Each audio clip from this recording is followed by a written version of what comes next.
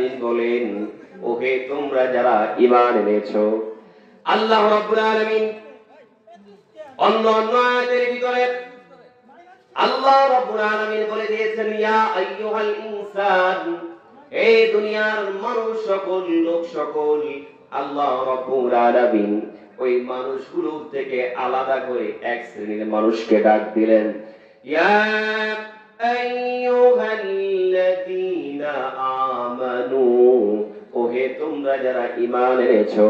আল্লাহ রাব্বুল আলামিন এত সুন্দর করে ডাক দিয়ে আল্লাহ তাআলা নিজের কথাগুলো আমাদেরকে বলতে চান। জোরে কান সুবহানাল্লাহ, আর একটু জোরে বলি সুবহানাল্লাহ। আল্লাহ রাব্বুল আলামিন বড় চমৎকার কথা আমাদেরকে শিখায়। আল্লাহ তাআলা বলেন, কুতিবা আলাইকুমুস সিয়াম, আল্লাহ রাব্বুল আলামিন বলে, বান্দারে আমি তোমাদের উপরে রোজাকে ফরজ করে দিলাম। রোজাকে কি করে দিয়েছেন? ফরজ করে দিয়েছেন। ফরজ কাদের উপরে? যারা হচ্ছে প্রাপ্ত বয়স্ক, যারা হয়েছে, যারা বালিগ অথবা বালিগা হয়েছে, যারা মুসলিম, যারা সুস্থ, যারা পাগল নয়, সুস্থ, এমন মানুষকে আল্লাহ তাআলা তাদের উপরে কি করেছেন? রোজাকে ফরজ করে দিয়েছেন। সম্মানিত হাজিরিন, আল্লাহ রাব্বুল আলামিন যদি এইটুকু কথা বলতেন, তোমাদের উপরে রোজাকে ফরজ করা হয়েছে, এতটুকু কথা বললেই যথেষ্ট ছিল। কিন্তু আল্লাহ রাব্বুল আলামিন পরের অংশে বান্দাকে সুন্দর সুন্দর কিছু সান্ত্বনা দিয়েছেন। বুঝে থাকলে বলুন সুবহানাল্লাহ। আল্লাহ রাব্বুল আলামিন কেন সান্ত্বনা দিলেন? কারণ সুবহ সাদেক থেকে নিয়ে সূর্যাস্ত পর্যন্ত সারা দিন না খেয়ে থাকা, এটা কি খুব কষ্টের না আরামের? নিঃসন্দেহে এটা কষ্টের। এই যে কষ্ট আমাদের অনুভব করব, কষ্ট হবে, আল্লাহ তাআলা বুঝায়, বান্দারে তোমার যাতে আমার আপনার যাতে কষ্ট মনে না করি, এই জন্য আল্লাহ রাব্বুল আলামিন সান্ত্বনা স্বরূপ পরের আয়াতগুলোকে বড় চমৎকার চমৎকার কিছু কথা বলেছেন। জোরে বলি সুবহানাল্লাহ। সম্মানিত হাজিরিন, আজ আমরা যেভাবে আমরা রোজা পালন করি, ইসলামের প্রাক্কালে যখন রোজা ফরজ হয় এমন সিস্টেম ছিল না। তাদের সিস্টেম আল্লাহ তাআলা কি করে দিয়েছিলেন? যখন কোন মানুষ শেষ রাত্রি বেলায় নয়, বরং ঈশার নামাজের পরে যখন তারা ঘুমের আগে খাবে, ভালো করে বুঝেন, আগে যখন ফরজ হয় তখন সিস্টেম কেমন ছিল? ঈশার নামাজ পড়ে ঘুমের আগে খাবে। এই যে ঘুমাইলো, ঘুমানোর পরে যদি আবার উঠে তাহলে আর খাইতে পারবে না। এটা ছিল সিস্টেম। এইভাবে যখন যাবে, যাওয়ার পরে ওই যে যখন সূর্য অস্ত যাবে, অর্থাৎ মাগরিবের আযান যখন দিবে, তখন তাদের ইফতার করার সিস্টেম ছিল। ওই সময় যদি কোনো ব্যক্তি না খায়া ঈশার নামাজ ঘুমায় যেত, তাহলে নিয়ম ছিল ঘুমায় গেলেই আর খাবার খেতে পারত না। এটা ছিল ইসলামের শুরুতে তাদের সিস্টেম ছিল। আল্লাহ রাসূল সাল্লাল্লাহু আলাইহি ওয়াসাল্লামের এক সাহাবী, তিনি যখন রোজা রাখলেন, ঈশার নামাজ পড়ে যখন খাবার খেয়েছেন, খাবার খাওয়ার পরে তিনি পরের দিন স্বাভাবিকভাবে রোজা রেখেছেন। সারা দিন কর্মকাজ করে সব শেষ করে ক্লান্ত শ্রান্ত শরীরে যখন ঘরে ফিরেছেন, বিবিকে জিজ্ঞেস করলেন, বিবি রে, তোমার ঘরে কি কোনো খাবার আছে নাকি? খাবারের ব্যবস্থা তুমি করতে পারবে কিনা? বিবি বললেন, ঘরের ভিতরে এখনো কোনো খাবার নাই। ওগো প্রাণের স্বামী, আপনি একটু অপেক্ষা করেন, আমি আপনার জন্য খাবারের ব্যবস্থা করে দেই। খাবারের ব্যবস্থা করার জন্য তিনি যখন চলে গেলেন, পাশেই যখন ব্যবস্থা করতেছিলেন, ইতিমধ্যেই সারাদিন পরিশ্রম করেছেন, ক্লান্ত ক্লান্ত শরীরে হঠাৎ তিনি ঘুমিয়ে গেছেন। বন্ধু মুসলমান, বিবি যখন ঘরে ফিরে দেখলেন তার প্রাণের স্বামী যখন ঘুমিয়ে গেছেন, বিবি এবার মনে মনে ভাবলেন, আরে আমার স্বামী তো না খেয়ে ঘুমিয়ে গেল, এখন যেহেতু ঘুমিয়ে গেছে তাকে ডাকাও ঠিক হবে না, আর ডাকলেও সে আর খেতে পারবে না। এই জন্য তিনি ডাকলেন না। পরের দিন যখন তিনি ওই অবস্থার ভিতরে রোজা রাখলেন, আবার যখন মাঠে চলে গেলেন, কাজকর্ম করতে গেলেন, দুপুর বেলায় আল্লাহ রসুলের এই সাহাবী ক্ষুধার যন্ত্রণায় অতি দুর্বলতার কারণে বেহুশ হয়ে জমিনে পড়ে গেলেন। বেহুশ হয়ে জমিনে পড়ে যাওয়ার পরে এরপর আল্লাহ রাব্বুল আলামিন আয়াত নাযিল করে দিলেন, বান্দারে তোমার সুবে সাদেক থেকে নিয়ে সূর্যাস্ত পর্যন্ত সমস্ত রকম পানাহার এবং স্ত্রী সহবাস থেকে বিরত থাকলেই চলবে। এশার নামাজের পর বা ঘুমানোর যে আইন ছিল সেটা আল্লাহ তাআলা মাওকুফ করে দিলেন। জোরে কান সুবহানাল্লাহ। একই সিস্টেম থাকার পরে হযরত ওমর ফারুক রাদিয়াল্লাহু তাআলা আনহু রাসূল সাল্লাল্লাহু আলাইহি ওয়াসাল্লামের দরবারে এসে বললেন, ইয়া রাসূলুল্লাহ, নবী গো, এশা নামাজ পড়ে আমি যখন ঘরে ফিরলাম, আমি যখন আমার বিবির দিকে লক্ষ্য করলাম, আমার বিবির উড়ু পর্যন্ত যখন কাপড়টা উঠে গেছে, আমি তার প্রতি আসক্ত হয়েছি। ইয়া রাসূলুল্লাহ, আমি তার সাথে মিলিত হয়েছি, আমি তো ধ্বংস হয়ে গেলাম। এই কথা বলার পরে পাশের থেকে আরো কিছু সাহাবী তারা বললেন, ইয়া রাসূলুল্লাহ, আমরাও তো একই কাজ করেছি, তাইলে আমাদের উপায় কি? এই জন্য আল্লাহ রাব্বুল আলামিন এই দুইটা কারণে বলে দিলেন, সুবে সাদেক থেকে নিয়ে অর্থাৎ শেষ রাতে ফজরের নামাজের আযানের থেকে নিয়ে একবারে মাগরিব পর্যন্ত সূর্য ডোবা পর্যন্ত তোমরা সমস্ত রকম পানাহার এবং স্ত্রী সহবাস থেকে বিরত থাকবা। জোরে কান সুবহানাল্লাহ। এরপরে রাতের বেলা তোমরা খাও, পান করো অথবা স্ত্রী গমন করো, কোনো সমস্যা নাই। এবার আসুন, আল্লাহ রাব্বুল আলামিন জানালেন, কুতিবা আলাইকুমুস সিয়াম, তোমাদের উপরে রোজাকে ফরজ করা হয়েছে। আল্লাহ রাব্বুল আলামিন বান্দা যেন বিচলিত না হয়, কষ্ট যেন না পায়, এজন্য আল্লাহ তাআলা জানায় দেয়, বান্দারে ও গোলাম, শুধুমাত্র কেবলমাত্র তোমার উপরে সিয়ামকে ফরজ করা হয়েছে, ব্যাপারটা এমন নয়। আল্লাহ তাআলা বলেন, কামা কুতিবা আলাল্লাযীনা মিন ক্বাবলিকুম, আল্লাহ রাব্বুল আলামিন বলে, বান্দারে তোমার পূর্ববর্তী যত নবী রাসূল ছিলেন, তাদের যারা উম্মত ছিলেন, আমি আল্লাহ তাদের জন্য রোজার ব্যবস্থা করেছিলাম। এটা এমন নয় যে তোমার উপরে শুধু রোজা ফরজ করে তোমাকে কষ্ট দিচ্ছি, ও গোলাম, ও বান্দা, এটা এমন নয়। আমি আল্লাহ তোমার পূর্ববর্তী যত নবী রাসূল ছিল, তাদের যত উম্মত উম্মতানি ছিল, তাদের উপরে রোজাকে কি করেছিলাম? ফরজ করেছিলাম। কার কথা? একটা আওয়াজ দা বলেন না, কার কথা? আল্লাহ তাআলার কথা। আল্লাহ রাব্বুল আলামিন বলেন, এবার আরো একটা সান্ত্বনা দেয় আল্লাহ তাআলা। আল্লাহ রাব্বুল আলামিন বলে, বান্দারে আমি তোমাকে কেন রোজা ফরজ করলাম? এমনি এমনি তোমাকে রোজা ফরজ করি নাই, তোমার উপরে সিয়ামকে রোজাকে এমনি ফরজ করি নাই। আল্লাহ তাআলা জানায় দেয়, লাআল্লাকুম তাত্তাকুন। জোরে বলি আল্লাহু আকবার। আল্লাহ রাব্বুল আলামিন বলে, বান্দারে আমি আল্লাহ তোমাকে মুত্তাকি বানাবার জন্য রোজাকে ফরজ করে দিলাম। আর একটু জোরে কোন সুবহানাল্লাহ। আল্লাহ রাব্বুল আলামিন আমাকে আপনাকে মুত্তাকি বানাবার জন্য, আল্লাহ ভীরু বানাবার জন্য, আপনার আমার অন্তঃকরণে যেন আল্লাহ তাআলার ভয় আসে, এই ভয় আনবার জন্য আল্লাহ তাআলা এই রোজা ফরজ করেছে। সুবহানাল্লাহ, জোরে বল। কথা কি বুঝাচ্ছে? বুঝা যায় আমার কথা? আলহামদুলিল্লাহ। তাহলে এবার আসুন বুঝার চেষ্টা করি, আল্লাহ রাব্বুল আলামিন কেন আমাদেরকে মুত্তাকি বানাইতে চায়। ও গোলাম, ও আল্লাহর বান্দা, ভালো করে বোঝেন, আল্লাহ তাআলা বুঝায় জন্যই যখন কোন ব্যক্তির অন্তঃকরণে আল্লাহ তাআলার ভয় আসবে, এই লোকের কোন রকম গুনাহ করা তার দ্বারা সম্ভব নয়। আল্লাহ তাআলার ভয় যদি হৃদয়ে আসে, এই লোক কি মিথ্যা কথা বলতে পারবে?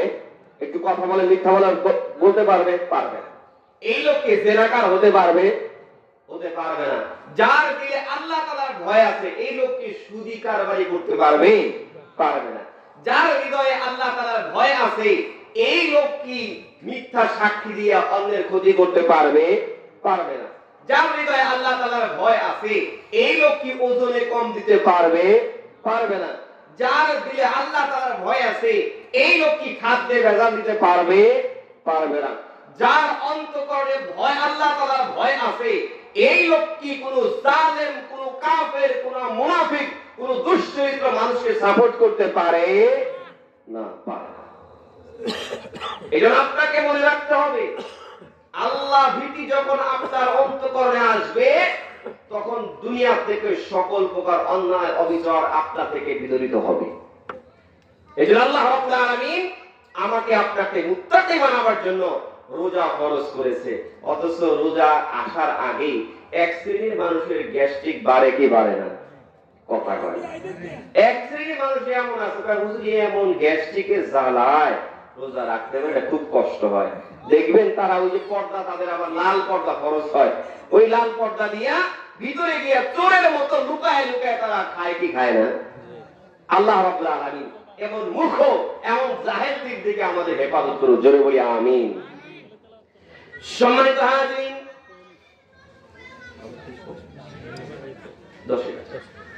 সম্মানিত হাজিরিন, আল্লাহ রাব্বুল আলামিন কেন আমাদেরকে মুত্তাকি বানাইতে চায়? আল্লাহ তাআলার ভয় যদি অন্তঃকরণে আসে, তাহলে মানুষটার কেমন পরিবর্তন আসে ভালো করে বুঝেন। আল্লাহ রাসূল সাল্লাল্লাহু আলাইহি ওয়াসাল্লামের সহিহ বুখারীর বর্ণনায় এক মহিলা এসে বলতেছে, ইয়া রাসূলুল্লাহ, ইয়া হাবিবাল্লাহ, শয়তানের ধোঁকায় পড়ে, নফসের তাড়নায়, যৌবনের চঞ্চলতায় পড়ে আমি অন্যের দ্বারা জিনা করেছি। এমত অবস্থায় আমার পেটে সন্তান এসেছে।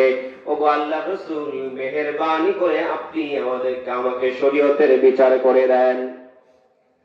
মহিলা যখন ডান দিক থেকে বললেন, আল্লাহ রাসূল সাল্লাল্লাহু আলাইহি ওয়াসাল্লাম তার চেহারা মোবারকটা বাম দিকে ফিরায় দিলেন।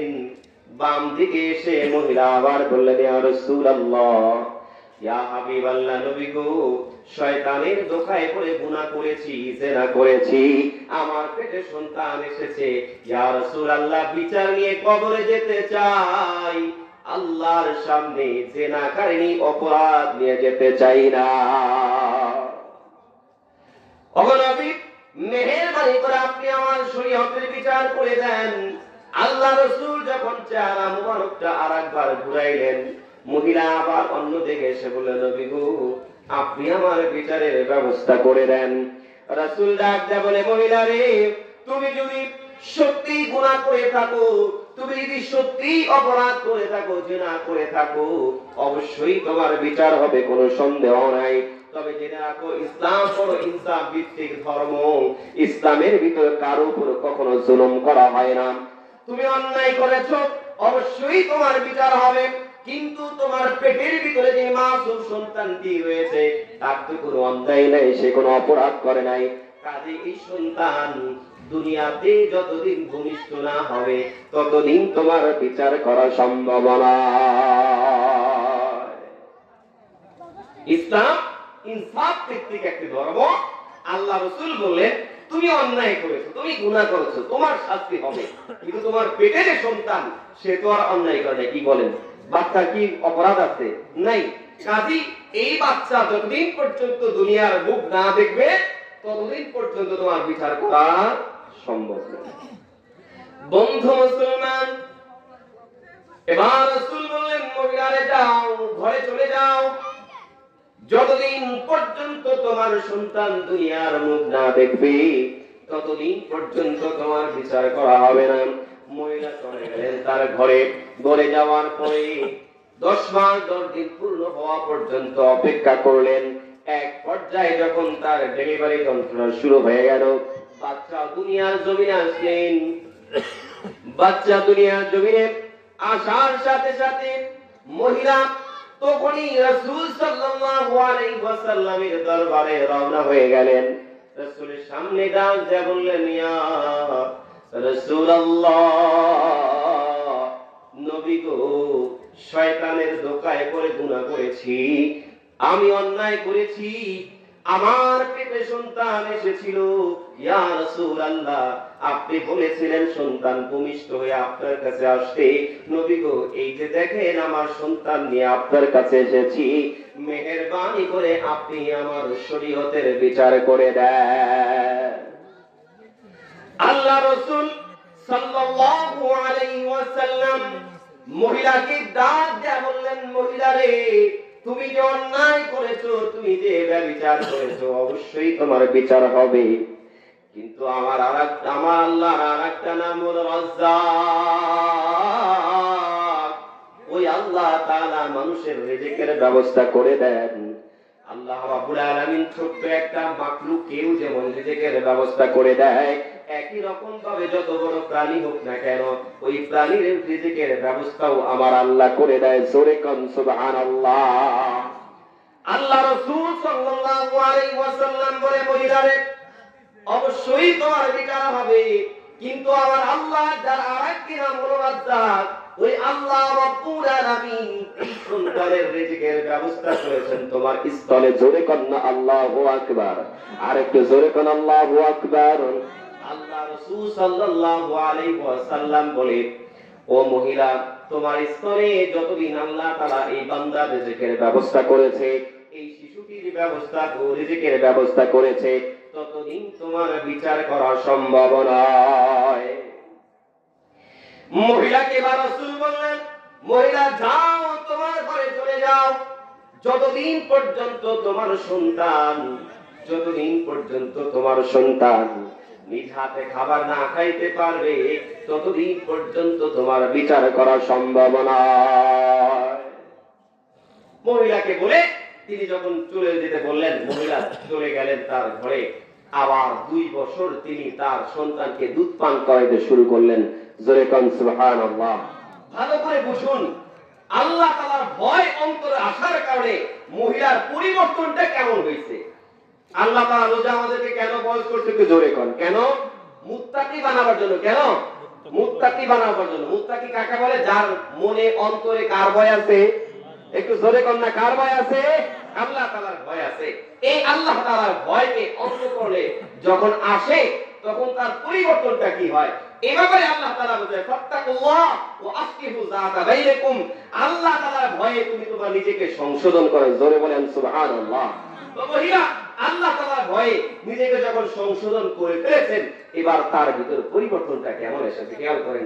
যখন প্রথম আসছে, আল্লাহ রাসূল যখন তাকে ফিরিয়ে দিলেন, দীর্ঘ 8 মাস কিংবা 9 মাস কিংবা 10 মাস সে যখন ভয়ে ছিলেন, চাইলে তো মহিলা নাও আসতে পারতেন। কি বলেন? আবার রাসূলের কাছে আসলেন, ওই একই কথা বললেন, ইয়া রাসূলুল্লাহ, নবী গো, মেহেরবানি করে আপনি আমার বিচার করে দেন। রাসূল বললেন, না, তোমার বিচার করা যাবে না, আগে এই সন্তানটাকে দুধ পান করাও। তারপরে 2 বছর সময়, এই 2 বছর পার হয়ে গেল। মহিলা, আমাদের সমাজের মহিলারা হইতো যে দূর আর জামুই না, হইতো কি হইতো না, ভুলেই যাইতো। আমরাও আমাদের স্বভাবটা এমন, দরকারই নেই, যাও গেছিলাম আর জামুই না, এমনই বলতো। বন্ধু মুসলমান, আল্লাহ তাআলার ভয় মহিলাকে এমন ভাবে পরিবর্তন করে দিয়েছে। দীর্ঘ 2টা বছর সন্তানকে দুধ পান করানোর পরে ছেলের হাতে যখন রুটি দিয়া এবার সন্তানকে কোলে নিয়ে রাসূলের দরবারে এসে গেছেন, ডাক দিয়ে বলে, ইয়া রাসূলুল্লাহ,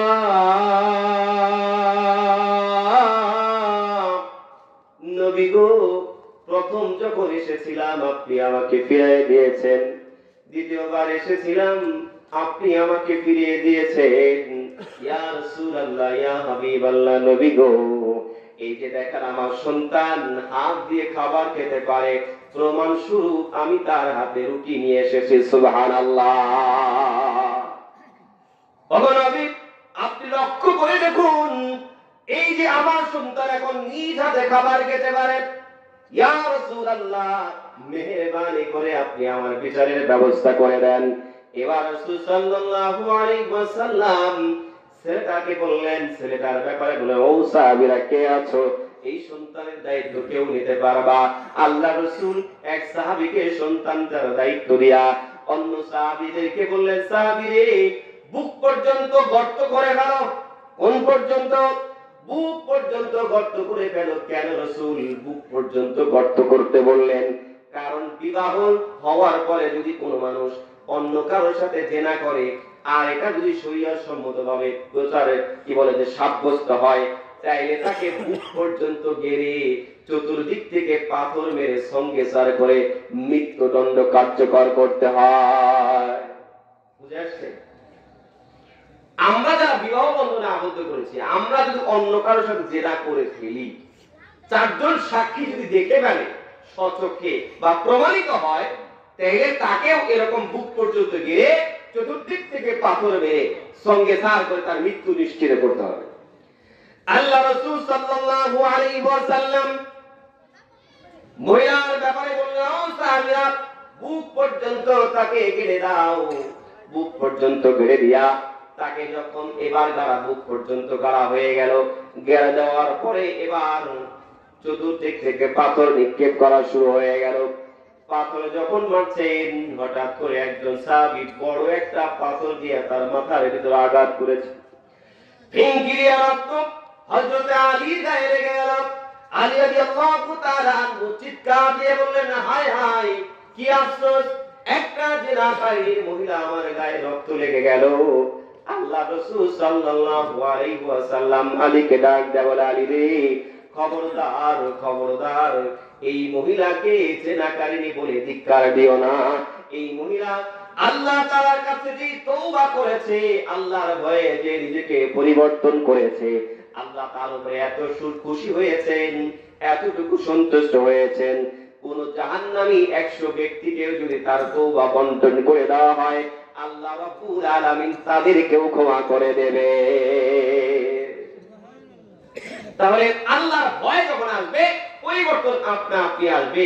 এই জন্য আল্লাহ রাব্বুল আলামিন আমাদেরকে সান্ত্বনা দিচ্ছেন, লাআল্লাকুম তাত্তাকুন, যেন তুমি মুত্তাকি হতে পারো। এজন্য আমি আল্লাহ তোমার উপর রোজাকে কি করলাম? ফরজ করলাম। এবার আল্লাহ তাআলা আরো একটা বিষয় বলেন, বান্দারে, খুব বেশি দিন নয়। আল্লাহ বলেন, এই জন্য এরকম আল্লাহ তাআলার দয়া পরশ কুদরতি হাতে হাত বুলায় বুলায় বলছেন, আইয়ামান মা'দুদাত, ও বান্দা, মাত্র কয়েকটা দিন তোমাকে রোজা ফরজ করেছি।